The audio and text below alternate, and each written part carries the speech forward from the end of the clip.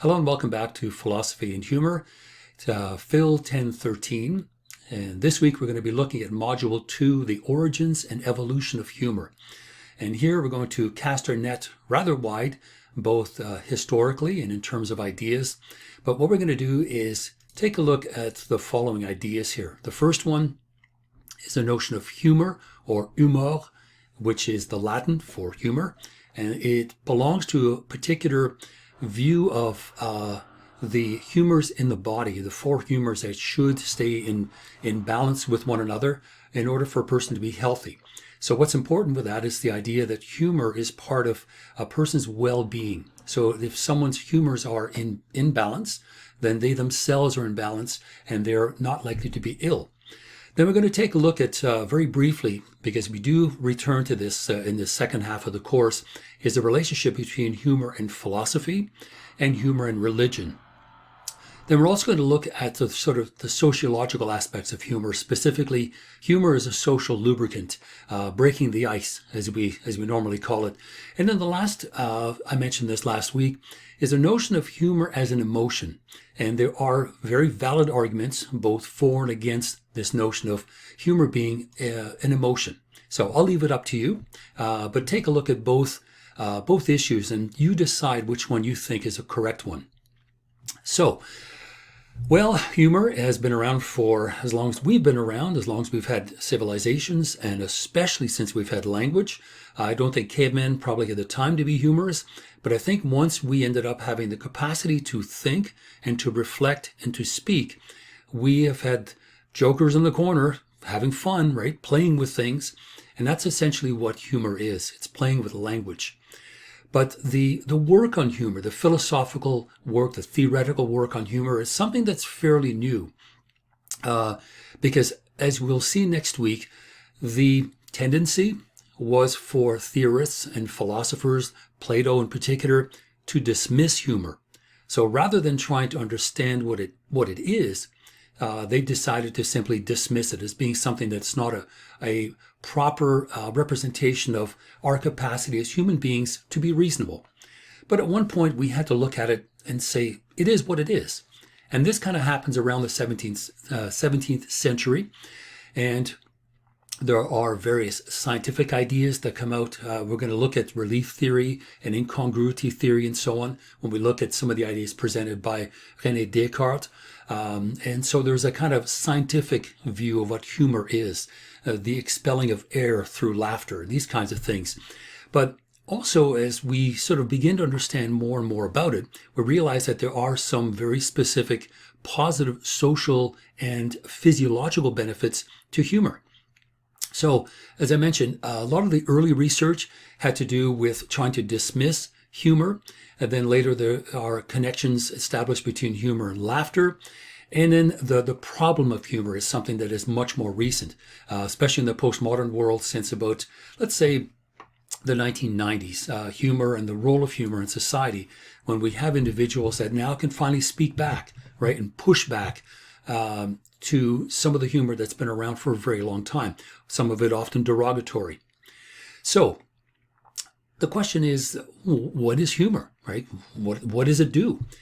Well, at the very least, humor is a creative activity. It's a creative intellectual activity, and it has a lot to do with the way in which we were able to use our minds to kind of bend parts of reality to humorous effect, of course, because if we bend it too far, it becomes anxiety-ridden or horrific. So we bend humor just enough for that comedic effect. And surprisingly, it's Aristotle who talks about this, and we'll see next week when we talk about superiority theory. But humor is this creative activity, playing with language, playing with behavior, playing with expectation. But the very first thing that we find out with humor is this medical relationship that it has with the human body. And humor, the word, has its origins in the Latin word humor, which means liquid. And it's specifically the liquids that we find in our body, whether it's blood or phlegm or black and yellow bile. And the notion was that these humors needed to remain balanced in our bodies for us to be healthy or to be considered healthy. So an imbalance of one or the other, yellow or black bile or phlegm. Think about when you get a cold, right? What do you do all day? You're blowing your nose.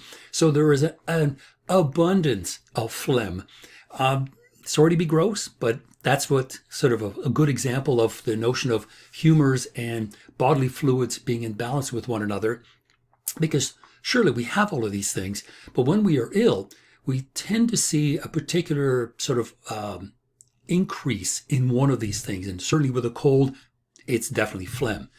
But with humor, to be healthy is to have these four forces essentially in your body and balanced. So this is something very important. Now, I have right here, and if you look below the posting, the YouTube posting, I've given you a list of all of these videos, and I checked all the links. There was only 2 of them that were broken or at least not working, and I've corrected those. But if you can have a look at this Hippocrates and the 4 humors, and in this case, this is kind of a scientist explaining to us what these 4 humors are. It's kind of interesting. It's not necessarily humorous, but it is interesting for us to know. It's just kind of exactly where this idea came from, because it is, it's one that's still kind of interesting to consider. We've now called these things under different names, but it's remarkable that as soon as medicine began, this was one of the first ideas that was established, and it lasted for a very, very long time. But the video will explain that to you. So the idea here is just stop this video and click on below and let a new tab open up. And once it's done, just come back to the video. So through the magic of digital realms, I'm now going to move to the next slide. There we go. So here are some examples of the notion of dry and wet and hot and cold and so on. This is from Heraclitus, and as you can see, lived a very, very long time ago, 535 to 475 BCE. And he writes, "A dry soul is wisest and best." And it's also known as the best and wisest soul is a dry beam of light. And conversely, it is death to souls to become water, to become liquefied, in other words. And it is death to water to become earth, right? So for something that is fluid to harden up, to become mud, essentially. Water comes into existence out of earth, and souls out of water. So what does all of that mean? Heraclitus is implying that a dry soul is the wisest. And the notion of a dry beam of light, the notion of light is somehow dry and not wet, and it is not hard either. And when we think about the Enlightenment, which is a philosophical period of time, starting roughly the late 1600s and going to about the very early 1800s, the Enlightenment, right? That dry beam of light, which is a representation of reason. So even as early as 535 BC, we have thinkers that are looking at dryness and wetness as having good or bad qualities. And so for Heraclitus, something that isn't fluid, something that hardens up, is not a good thing. And interestingly enough, this idea of fluidity or movement and flexibility to rigidity and hardness is something that we see in the ideas of Henri Bergson and his notion of élan vital, right? That vital force. But let's not get ahead of ourselves. I just wanted to kind of give you this little nugget because not only do I love Heraclitus's ideas because they are so wise, but they're often sort of the kind of little thought bombs, that he throws out at us to make us think about things because he doesn't offer that explanation. He just gives us this idea. But the notion of something being rigid and being hard is not being a good thing. Fluidity and flexibility is good. Dryness ultimately is the very best. And think about, for example, people that drink, right? You're drinking a liquid that really kind of pollutes your mind and stops you from thinking clearly. So again, this is why Heraclitus is implying a dry soul is a good soul. So that's kind of where it's coming from. Now, I mentioned a moment ago the Enlightenment, which is a period of time when there is sort of reason and science and empirical ideas, right? Empirical ideas about the world. We're not so concerned with, ideas about the world that are metaphysical, right? Where we have to rely necessarily on religion or ideas about ideas. Here at this particular time, we have Baron d'Holbach, who was one of the radical French Enlightenment thinkers. And in his book, System of Nature, and again, you can see the date, 1770, he writes, from the humors. So even as late as the 1700s, people were still using this metaphor. So from the humors, which are entirely material, in other words, within the body and for real, commonly result in the disposition or faculties called sensibility, wit, imagination, genius, vivacity, etc., which give a tone to the passions, the will to the moral actions of man. In this sense, it is with great justice we apply the expression warmth of soul, ardency of imagination, fire of genius. See how that terminology is still there? So it's both real, right, because it is entirely material, but it has all of these secondary qualities, because that's what we're doing, right? We're making value judgments on these humors, that something is associated with sensibility, with wit, with imagination and creativity. Those are the very things that make humorous discussions really good. Hold on just one sec. Okay, sorry about that. I just had to answer the phone. So as I was saying, as late as the 1700s, the notion of humors as both a material thing and a metaphoric sort of value system is already there and in place. And the notion of humors being associated with imagination and wit and creativity are clear in this statement by Baron d'Holbach. Okay, so we have four fluids that are balanced, and if we have our humors balanced, we're considered to be healthy and in good humor. So if you are trying to cheer someone up, right, because they're kind of in the dumps or they might be anxious over something, it's known as humoring someone. And having good humor, right, denotes cheerfulness. Someone with a good sense of humor tends to have friends, and they get along with people because they don't sweat the small stuff. You know, they can see the humor in things. They try to see the silver lining in the gray clouds and whatever else. But what happens is there's a value system attached to the notion of having a sense of humor.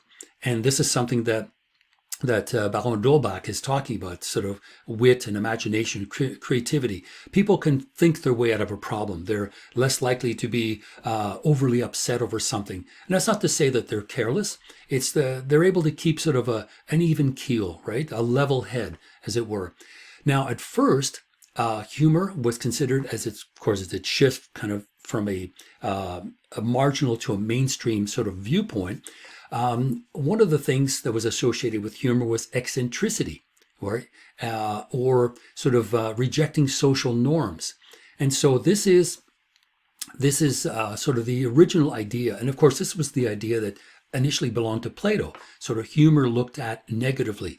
The notion that someone who is humorous is somehow eccentric and a bit strange and sort of incompatible with what is expected of social norms.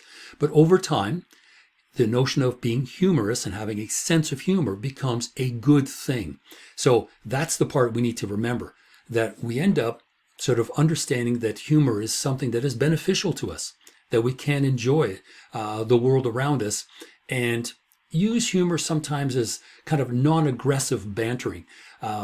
It's kind of that little safe space that we can create for ourselves and with our good friends, where we can make fun of certain things, have fun with certain things. And so by the 19th century, right, the 1800s, having a sense of humor was something that was worth cultivating. It was something worth pursuing and getting good at, as it were.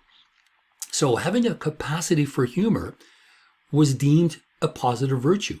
It was deemed a social virtue, a useful virtue. It had a social meaning. So that meant that if you were an individual that had a sense of humor, the likelihood is that you could deal with problems. And so that social or that positive social aspect about humor and a sense of humor kind of ends at that particular point. By the 19th century, we understand that being humorous is not a matter of being eccentric or irrational or behaving sort of in a kind of irregular sort of way. No, it was actually something that was useful, something that made people socially beneficial to one another. So if you have a sense of humor and you can deal with the small stuff, then I think you will enjoy this short clip from 22 minutes from, I think, last year called Angry Yoga. It's one of my favorites. It's very subtle, but it builds up. And it just deals with the problems of today. So at this point now, and again, just do like I just said, click on the link down below and just watch it. Okay. So one thing that we need to be clear about right here is that distinction between humor and laughter, because we typically associate one with the other, and we should.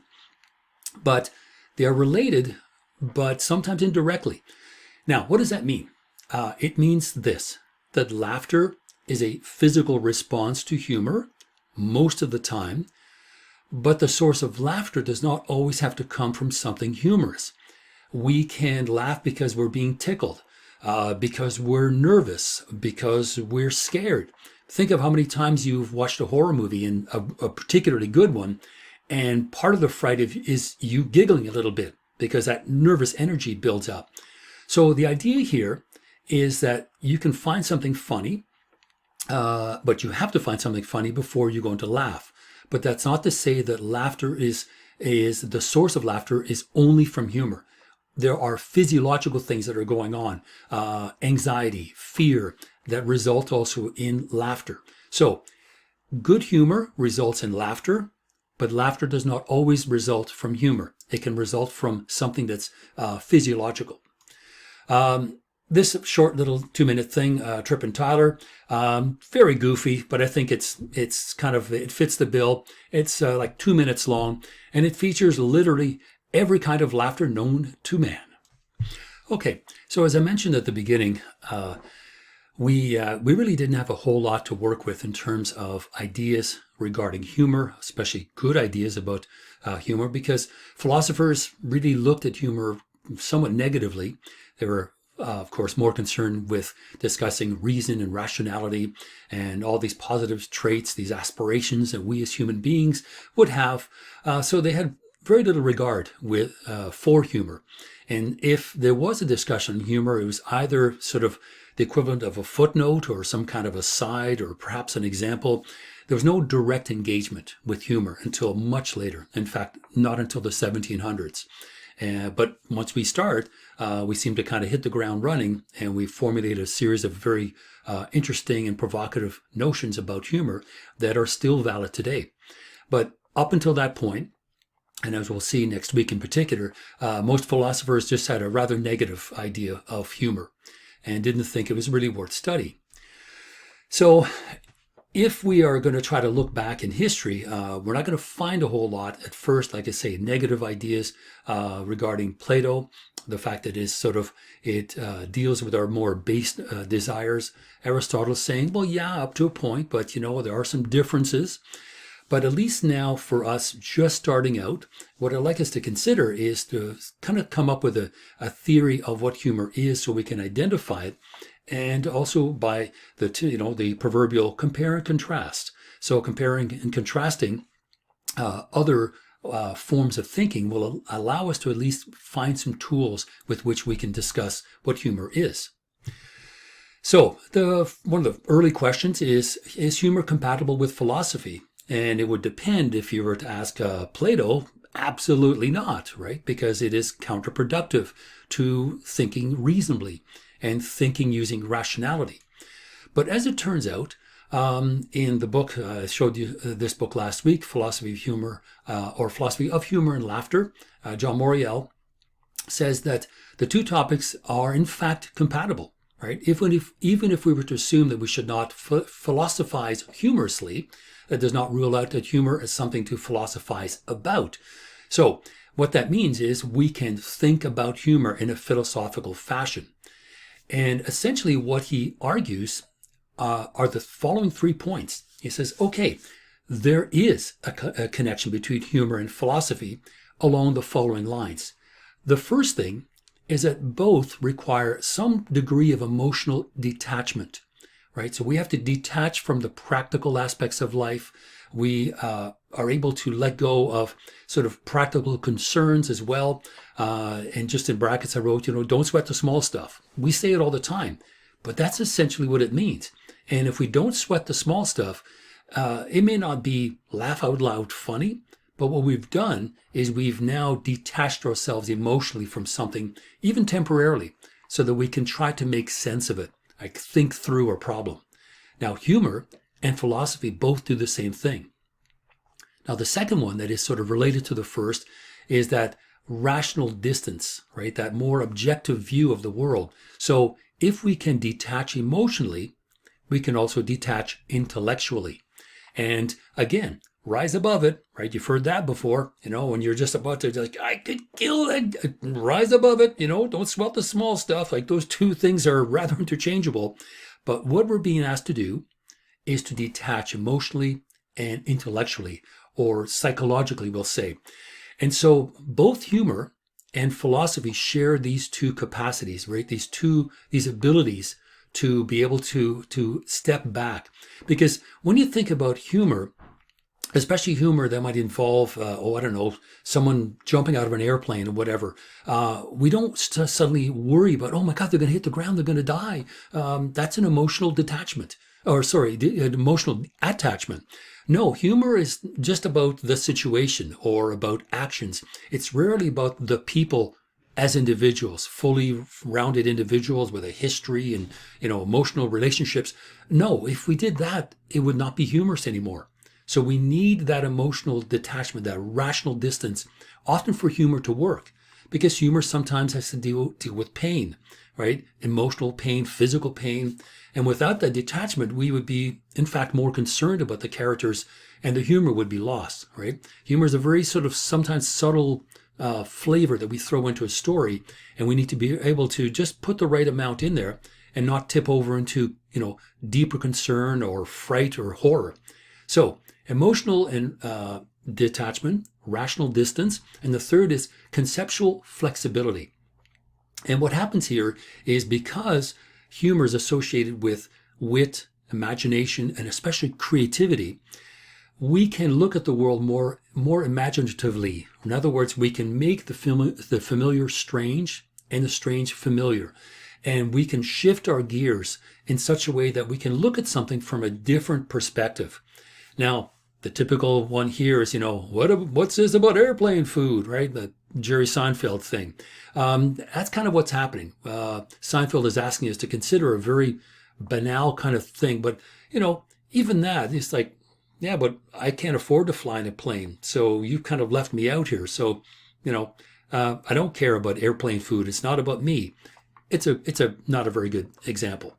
But here, for conceptual flexibility, we are able to imaginatively view something differently, look at something from a different perspective, right? Whether it's rising above it, whether it's stepping back from it, but no matter what, we have the conceptual flexibility in both humor and in philosophy. And that's why they share these particular qualities. So we've now talked about what is humor. It is based originally on this idea of the humors in the body. Laughter is the physiological response, sometimes to humor, but sometimes to other things, being tickled, being nervous, that kind of thing. Is a relationship between the two? Yes, of course there is. But it's not a hard and fast, all humor leads to laughter in the same way as that all laughter is derived from humor, not all the time. So is there a difference between laughing at people, right, from that position of superiority, which is what we're going to look at in more detail next week, as opposed to laughing with them, right, and sharing in some common problem? If you work somewhere, often the group of people you work with, you might laugh about the boss behind his or her back because it groups you together. You have a common enemy or a common problem. So humor works in different ways depending on what the situation is, and especially on the relationship between the speaker and the listener. Are those two individuals laughing at someone or together laughing with each other about something else? And that tells us a little bit about the main ideas about superiority theory, incongruity theory, and relief theory. And all three of them are important theories that help us to understand how humor works. Because remember, comedy is what we're laughing at or laughing about, but humor is the way in which we laugh. What are the reasons why we laugh? What is it that we are gaining from that story? What is the position we take relative to the subjects in that story? And also the person that has told us that story, right? Do we associate with them more so than with the story? And again, we cannot get too emotionally attached to the story as well. Now, one person that has offered some interesting ideas on humor in the superiority theory is John Cleese, former member of Monty Python's Flying Circus. And he does have some interesting ideas on political correctness. Now, I would recommend, after watching this video, if you disagree with John Cleese, that could be a short reflection topic, because John Cleese has upset a lot of people, because his view of political correctness is such that he says, okay, look, a little bit was good, but perhaps we've gone too far. Now, whether or not you agree with that, if you disagree with what John Cleese is saying, write it down on paper. And that could be an essay topic, a reflection essay topic. So I'm going to leave it here.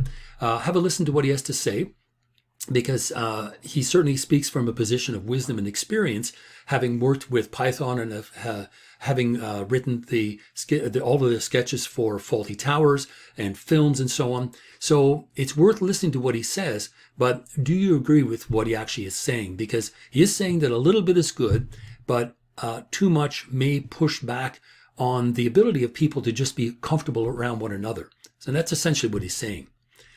Okay, so we're talking about defining humor. There are different kinds of humors, and in each theory sort of tries to capture an essence of humor, what it is about, and they're not contradictory. What happens is they're looking at different aspects, in other words, different types of humor, because I mentioned last week how in the 21st century, we are more likely to find absurdist comedy out there rather than comedy that is based on race or on sex. You are really taking your chances if you're formulating humor based on that, because it's just plain dangerous. Why? Because those people you're making fun of, they can push back and they can make fun of you. So if you're ready and you got a thick skin and you can take a joke, have at it, but it better be good. And that's kind of what's happened in the 21st century. Those kinds of jokes need to be even better. It's not possible any longer to just take a cheap shot, because you're going to pay for it. So the different types of theories capture an essence of humor, one sort of component of humor.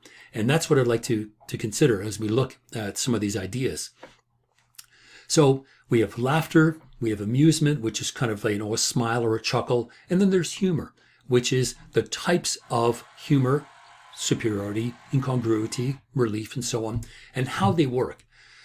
Immanuel Kant and Arthur Schopenhauer, that we see here, they discuss incongruity theory theories as if they are theories of laughter. But again, once you look at them, they're really not about the physiology of laughter. That's kind of more Descartes' department, and we'll look at that in a couple of weeks.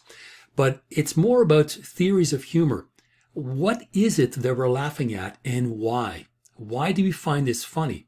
Do we share in it? Do we recognize it? Do we associate with it? Or conversely, is it something we would never want to do?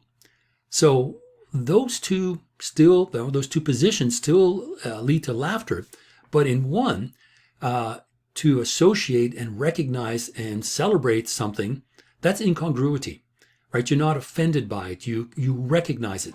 But the other one, when you're looking at behavior of someone that you would never want to be caught dead doing, there's a degree of superiority in that. You're saying, look, I would know better. I wouldn't do that. So what's happening is these particular theories are focusing on the effects of humor, what it does to us, rather than the causes. So that's just something we should consider. So these are words that we're going to be using hopefully in this course.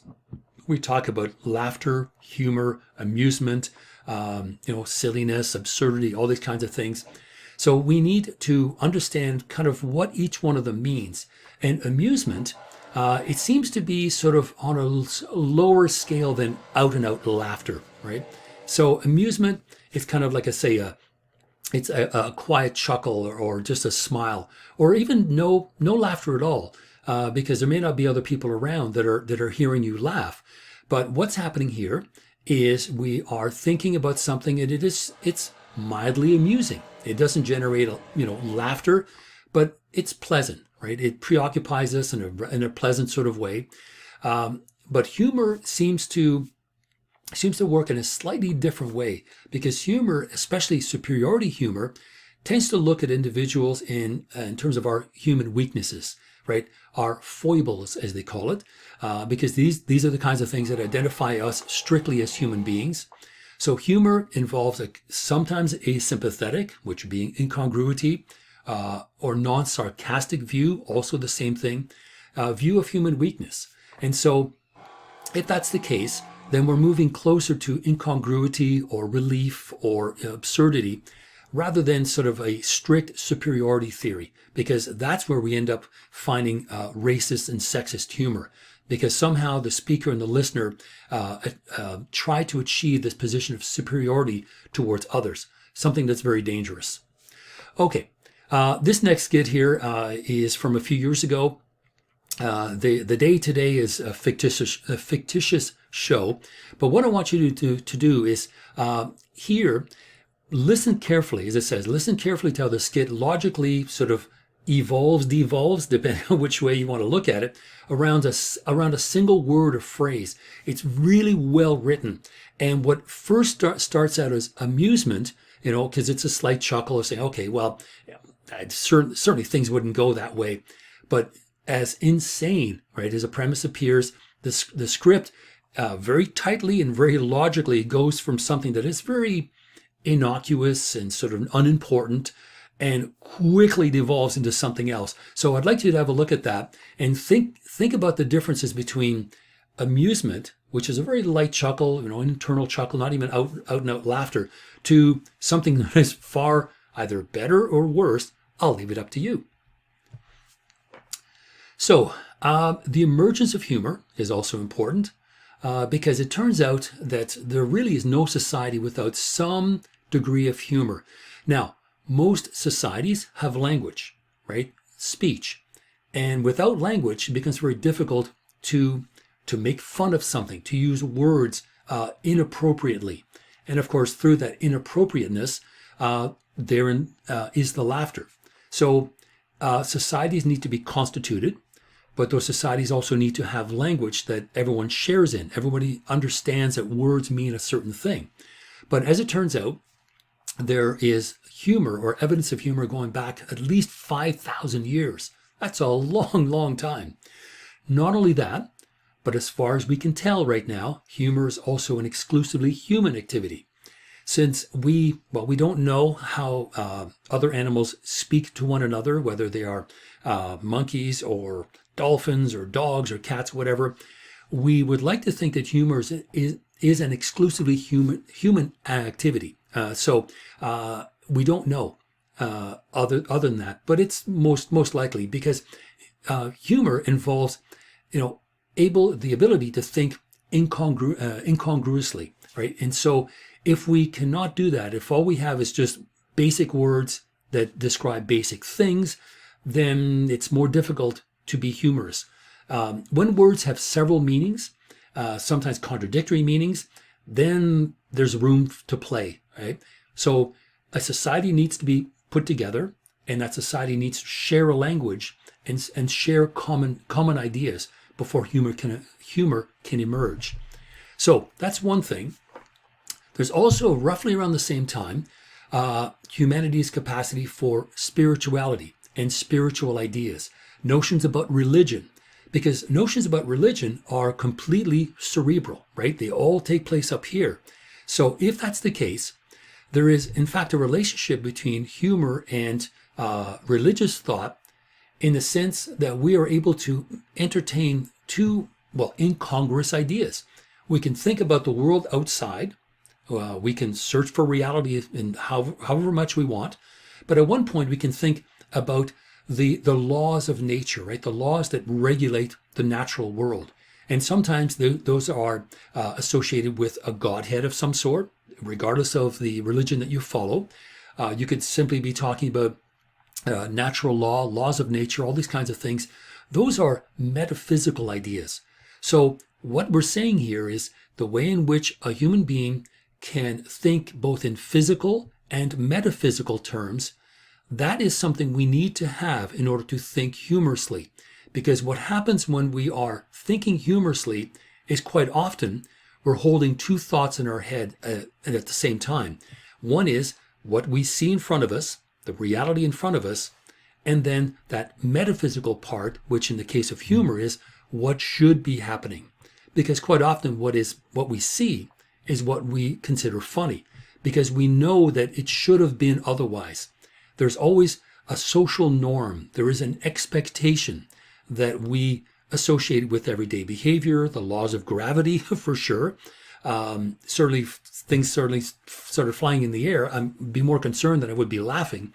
But what I'm getting at is our ability to think physically and metaphysically is very similar to our ability in humor to think about the physical and or what is and what should be.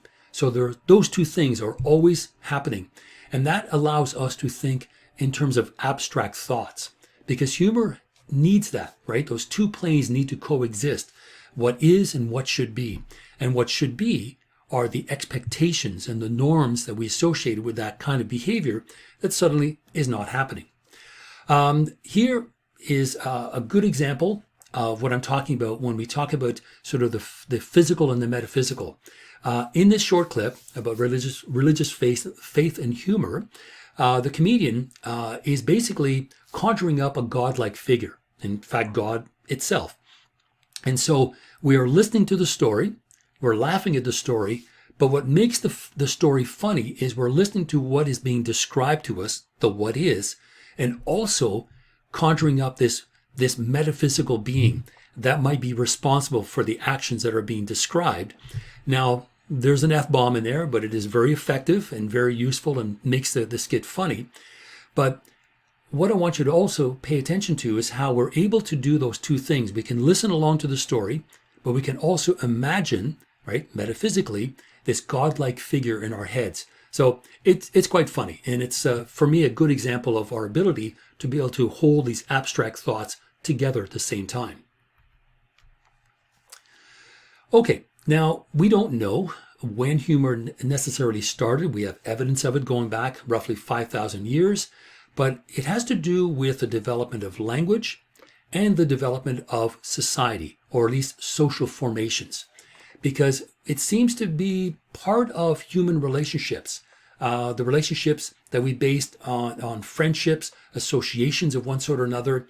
And we think about how, as kids, we can laugh at the simplest things.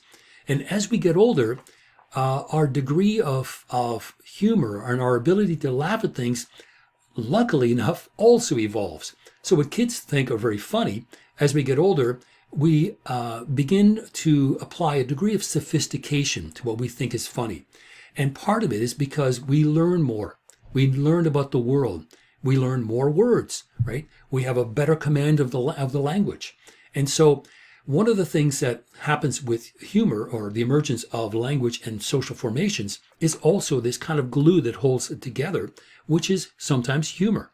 And that's where it starts, right? It starts in these relationships we establish with this vehicle that we use to express the world around us, which is language, right? That's the vehicle, but also the relationship we have with other individuals. And if we can share these things, and we can sometimes not sweat the small stuff, we can start seeing the world in these unique ways. So to be able to develop humor, you have to be also develop thoughts, develop language and linguistic skills, and most important, be able to play with them. Manipulate words in various ways, because that's generally how humor really comes into being. Now, ultimately, the pleasure that we have with other people, we can share sort of a common idea, and we can laugh about certain things. And so that exchange that we have with other individuals quite often is colored with humor. And the more comfortable we are with people, the more we can have fun with them. And this is something that John Cleese brings up in his short clip, in his issue with political correctness, is that now, because people are so afraid of offending others because we don't really know them, the notion of humor as socially beneficial becomes kind of problematic. But I will leave it to you to consider that and to reflect on that, because it is a point that John Cleese makes, and it is an important one. But generally speaking, humor is socially useful. It's a kind of social lubricant because it maintains those intimate ties that we have with others. We can laugh and joke with one another. It can break the ice at parties. However, be careful what you say, because you could also go from breaking the ice to sinking very quickly. Because if you start a TED Talk with a really bad joke, you've lost them. So if it's going to be a joke, make sure it's a good one. Now, the notion of humor in social circles, in political circles as well, because God forbid that's even possible. But let's face it, for the last 4 years, at least in the US, we've had a president, or they have had a president who is utterly humorless. He thinks he's very witty with this, Lion Nancy and the stupid little nicknames he has. That's not humor. That's literally grade 1 humor. Donald Trump is utterly humorless. He does not have a humorous bone in his body. Everything is filtered through money. So Stephen Colbert kind of harks back in this short clip to what it used to be like and how humor used to kind of diffuse sometimes difficult situations. And through that, if you diffuse a situation that could cause an obstacle between individuals, then that's kind of where that social lubricant works best, right? Because now we have to kind of find common ground between us. Now, politically speaking, that is very important. But even socially speaking, finding common ground with other people, once that is established, you share something, right? You share a point of view, a worldview about something. And when that happens, you can now play with that idea, play with that worldview, and therein lies the humor. So this is a short clip where Stephen Colbert is talking about the use of humor, not necessarily political humor, but humor in a political realm, because God knows we need it right now, more than ever. So what we've been talking about here are certainly the benefits of humor. And the other thing that's good about humor is the way in which we can sort of, what's the theorists call mock aggression, right? We create this safe space where we can sort of work out these conflicts. Now, whether they're political or social or otherwise, the only way this can work is once we share that common ground, because those words, that safe space, cannot be created and maintained if we don't share something, right? It's a safe space for somebody, but not for everyone. So we need to, first of all, maintain this safe space through sharing common ideas. And if we sort of, through mock aggression, through verbal sparring, we'll say, we can still be humorous. And what we're trying to do is deflate and diffuse tension between individuals or between opposing viewpoints. This is something that is not a bad thing, because if, at the very least, it stops real aggression. So mock aggression within the confines of a safe space is socially and politically useful, because it allows people to overcome their differences and, again, try to find that common ground. So if you have relationships that are based on humor, the likelihood is that you will probably share more in common with that person than you think. And that's never a bad thing, because this is something that we have very little of these days, is that common viewpoint. Sure, we have our tribe, but that's kind of what we've been reduced to, right? That's what tribal thinking means. When the group that you belong to, you will love something that is probably against your better judgment more so than hating something else, and you end up making really bad decisions. So if we can create a safe space and maintain it, and within that space use humor as a kind of a form of mock aggression to knock down that other person's argument, we can do it in a way that will always be beneficial to everybody. So it allows those social hierarchies, those relationships to be maintained and sustained, but it also strengthens social bonds, because now we see clearly that either we weren't thinking correctly, or we didn't consider something properly. But the end result is that it benefits everybody, because humor now has diffused the potential for real aggression. And that is always a good thing. So the benefits of humor are clearly there. It also is a way in which people can meet one another. I don't know if humor and speed dating is a good idea. I've never done it. I don't think I'd ever want to. But the notion of humor being used as a social lubricant, as a social success, that people that are humorous often have more friends, or at least they can make friends a little bit more easily. And not only that, it not only creates social bonds, but it strengthens the group. Because if you are looking to bind with another group, you need to find out things that you share together, right? What are the things that you share in common? And if you can identify those things and identify them through humor, so for some strange reason, doing that together strengthens not only the bonds between individuals, but strengthens the bonds within that social group in general. So it's a way in which humor can be used to create this group of individuals that you identify with. But again, you don't want to identify them so that you can then go out and, attack someone else. It's a social group. And that group can be a small group of people that you work with, say, in a night shift somewhere. And yeah, I don't know if you've ever worked a night shift, but it's an awful thing to do because as human beings, we're not supposed to be up all night. So you share a common sort of drudgery of the work and you make jokes about it. And trust me, at 4:30 in the morning, when you're struggling to stay awake, virtually anything can be goofy and funny. So that's where humor really helps, right? You identify within the group a common situation, sometimes a common problem, a common enemy. Now, not only that, but it's also a way in which laughter can diffuse sort of tension that someone may have built up within themselves when they realize that something that may have been, dangerous or awful or terrible suddenly turns out to be not so bad, right? It's actually kind of safe. Let's say you just suddenly thought you've erased your 25-page, essay. Oh my God. And your friend comes along and of course you're ready to have a heart attack and your friend goes, well, no, it's right here. Whew. Okay. And you laugh because it's such a release of energy. So humor can be used in the same way, in a way that just diffuses that tension.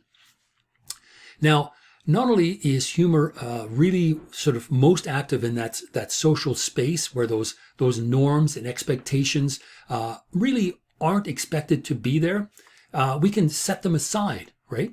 And as Baron d'Holbach said, we can use our creativity, our wit, our imagination to think creatively. And the typical idea here is, thinking outside the box, which it is more or less, but that's kind of what it is. Now, the box that's the social norms, right? We're going to think outside of those, where those norms and expectations are just set aside. And we start playing the what if game. What if we did this? What if we did that? And humor is a way in which we can free ourselves. We can sort of disengage from those norms and expectations and think about something in a unique way. And if that's the case, you can think about a very creative solution to a problem. So there is creative potential in humor and creative thinking as well, because what's happening is you are considering a situation, a problem, a dilemma of some sort, and either on your own or with one or two other people. And now all sort of, all reason and rationality is set aside, norms and expectations. Let's just riff. Let's just improvise. And off you go thinking about different goofy things. And most of them are goofy. But all of a sudden one leads to something else. And suddenly you cracked that problem. You've broken that problem down. And from there, you find that solution. So humor can be very useful this way. Okay, speaking of that, there is certainly the problem that I've alluded to a number of times here in this course, and it's only week 2, which is this sort of tribal mentality of left versus right, and there's no middle ground, and people are ready to just attack each other. So here is again another spoof of a kind of a talk show, Tonightly with Tom Ballard. This one's called Lefty Boot Camp. Now there's a couple of F-bombs in here I want to let people know, but it's also for me a really good use of satire. And satire here, it obviously pokes fun at something, but satire needs to be also aware of what it is it's making fun of and making sure that the audience is aware of what it is that's being made fun of. In this case here, and of course the clip identifies clearly what is being discussed, but it does it in such a strange sort of creative way that we're laughing as we're thinking. And this is where satire can be tremendously useful. So the clip offers some creative potential out of this dilemma of this kind of tribal thinking, this political tribal thinking between left and right. So have a listen to it. It is a lot of fun. Okay, now here's the last part here that I wanted to talk about, and hopefully we can wrap up within the hour here. We've got about 10 minutes. The question is humor an emotion? This is the last thing I want to look at. And some philosophers have looked at humor as an emotion, and for that reason, it seems to have some effect on how and why humor has developed differently in various parts of the world and throughout the centuries. But there is an idea around humor as having an emotional content. So let's take a look at the arguments for that humor is an emotion. Okay, both humor and emotion have an object which acts as a stimulant. So it may be, a nice cat video on YouTube. Oh man, I feel great. I love watching those. Or humor could also be the same thing. I feel better because I watched a cat video and I chuckled and it's really cute. So the object is the cat video. Both humor and emotion have a causal relationship with their object. I watched the cat video. It was cute. I feel better. So there's a causal relationship between viewing this video and feeling better. Both can be experienced in varying degrees. Depending on what the cat is doing, how long the video is. I can go from simply mild amusement, remember there's a little bit of a chuckle or a smile, to out and out laughter, right? It depends on how the video is structured. It may be, increasingly becoming more goofy and funny. So there both humor and emotions can be experienced in varying degrees. I can be mildly amused, very much amused, mildly afraid, or very afraid, same sort of thing. Both can only be partially repressed. It's kind of hard to repress fear in the same ways that it's kind of hard to repress laughter. And depending on where you are, one of the worst things you can do is start laughing, in a church or during a funeral or something. And for some bizarre reason, the worst thing is just popped into your head. Oh man, I'm gonna have to leave. I'm gonna start laughing. So that's what we mean when we say that both humor and emotions can only be partially suppressed. We can't sort of suppress, I can't just sort of half love someone or half be fearful of something. It's all or nothing. So it's difficult to suppress it. And also both humor and emotions are infectious around others. When we are experiencing humor and we're laughing, quite often in a theater or in a play, that laughter is contagious and other people will start to laugh. Smiling at people, that's an infectious thing. People sort of start smiling back. So all of these things make for a pretty strong relationship between humor and emotions as being very, very similar. So this short video is just an explanation of what is an emotion. I know it sounds like a simple question or deserves a simple answer, but this short video kind of gives us a couple of ideas that we should consider as we're going through this material. Okay, so again, staying with humor as an emotion, one of the things that is really important is how we respond physiologically. With humor, if the humor is good and we agree with it and we identify with it, we're going to laugh, right? We typically do that. And our mental state changes. By the same token, our mental states and our physiological reactions are also there when we experience an emotion, especially something like fear, right? Increased heart rate. So that is something that is very clearly associated with an emotional state, fear or anger or love, the dilations of the pupils and increased heartbeat and all these kinds of things. There's a physiological response that is occurring as we experience that emotion. And in humor, laughter is also associated with that physiological feeling of lightness, that we feel good. We feel good after we've laughed. And so that sense of levity is something that allows humor to be considered an emotion. Okay, And finally, the second one, emotions require neither a belief system nor proof of the existence of persons that make up the content of most jokes. We can feel joy. We can feel happiness. We can feel fear. Sometimes the worst kind of fear is this kind of ill-defined fear. I'm afraid of something. Now you're bordering on anxiety. You feel anxious about something. You're not really sure. So humor, we can do the same thing. We can laugh about someone that we've never met, and we never will meet, or a fictitious person. A joke about a unicorn or something. So emotions don't require a belief system to believe in the existence of a particular object that is causing the emotional response. In the same way with humor. And much humorous incongruity is made up as another reason we can regard comic amusement and emotional states. So we can feel an emotion often when it's triggered by our imagination. So we may not experience the thing directly in front of us and can hold it in our hands, for example, but we respond to it emotionally. And humor, again, is the same sort of thing. We can imagine something, unicorns or not, and we can respond to it in kind. So because emotions can be triggered by our imagination, humor and emotions both work the same way. They both draw from that same tool that we have, which is our imagination in our minds. Speaking of imagination in our minds, hold on just one sec, the phone is ringing. Okay, sorry about that. People just want to keep calling here. As I was saying, this is a short clip, very sweet, from Charlie Chaplin's The Gold Rush, and to me is a really good example of the use of humor to do something that we talked about earlier, this notion of humor as humoring someone, cheering someone up, and also to the notion of using creativity and imagination to conjure up a world that's, maybe not there. So take a look at it. It's very sweet.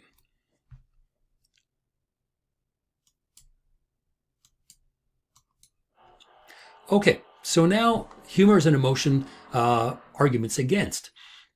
John Morial, in his book, talks about humor as an emotion. He says, well, no, he doesn't buy that argument, because he says, look, our capacity to be amused is something that takes place not on an emotional level so much as it is an intellectual capacity. So he says, our capacity to be amused to the point of laughter is taking place at a mental level, not a physiological or emotional level.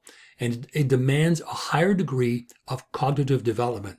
Now, think of, for example, a child. A child can be just days old when they start to giggle. And obviously feeling joy, their stomachs are full and their diaper's clean, I hope. But they're giggling, right? They're laughing. And they literally have been on this earth for 5 days. So what Morial is saying is emotions can be something that very, very small children can experience. Fear, joy, happiness, all these kinds of things, much like adults do. But they have no capacity for humor in the way that we've been describing it now for the last hour. So he says there isn't a relationship between these two because humor and emotion are two separate things. And humor, the ability to be humorous and to understand humor, right, understand a joke, requires a higher mental capacity, right? So amusement depends on our ability to enjoy having our expectations about the world violated. So incongruous humor or incongruity humor is based on social norms and expectations. And clearly, little kids don't even know the most basic social norms. They haven't been around that long. They haven't learned about it. And yet they can experience an emotion. So Morial says, depending on the kind of humor, we need to have a degree of intellect, a command of the language, a command also of social norms and expectations for us to understand how humor works. Because if we don't have that, it becomes very difficult to understand exactly what the joke is all about. So emotions also, for Morial, function differently. They have a different purpose. And so if we experience fear, the way that, let's say, early cave dwellers may have experienced fear, it was for them to survive. So the capacity for fear was basically an issue of survival. So to have an emotional state had little to do with being humorous and laughing at, a saber-toothed tiger coming at you. It was like, get out. You get out of the cave, get out of wherever you are, because this thing's going to eat you. So emotional states often had to do with the survival of individuals, especially the one of fear. And also, too, love was also about the procreation and the continuation of the race, because through love, you would end up establishing a relationship with another person. And if it is a heterosexual relationship, there would be procreation likely involved. But love now today can be between anyone, any two people. It doesn't matter. But at least here for Moriel's purposes, he talks about emotional states having practical uses. So amusement doesn't have a practical use, right? Amusement just is what it is. It's just having fun, being creative, having fun with words, being silly. And so those things have nothing to do with either the prolongation or the procreation of the race or survival. These are things we can do when we can relax, when we know the saber-toothed tiger's long gone, and we can relax in the safety of our homes, in our safe space, right? We can have fun. But until then, emotions are used basically to keep us alive, right? And to keep us living. So our capacity to be amused develops and grows along with our capacity for language, for reason, for knowledge of expectations, knowledge of social norms, because much of the humor that we know of today comes from that. And we really wouldn't know otherwise what makes a joke funny without knowing the norms and expectations and the language in which that joke is presented, which is why a lot of humor doesn't travel internationally very well. There are some universal themes, by all means, but the specificity of language and culture makes it sometimes difficult for humor to travel out of one culture and into another. So if that's the case, certainly with an emotional state, emotions can be shared universally. Everyone around the world can feel love and joy and pain and suffering, but humor, not so much. We need to sometimes translate the idea, not just the words and the language, but even the idea to have it fit a different culture than the one that it came out of.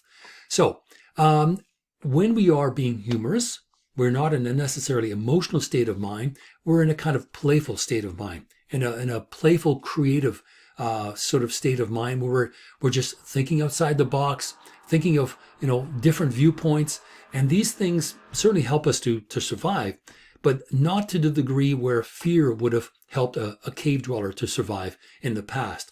So if we think of all of these things in this context, right, amusement is essentially the opposite of humor. They can coexist, but the relationship between them is not as clear as what we've just talked about a moment ago, where they both share the same object. They both derive a response.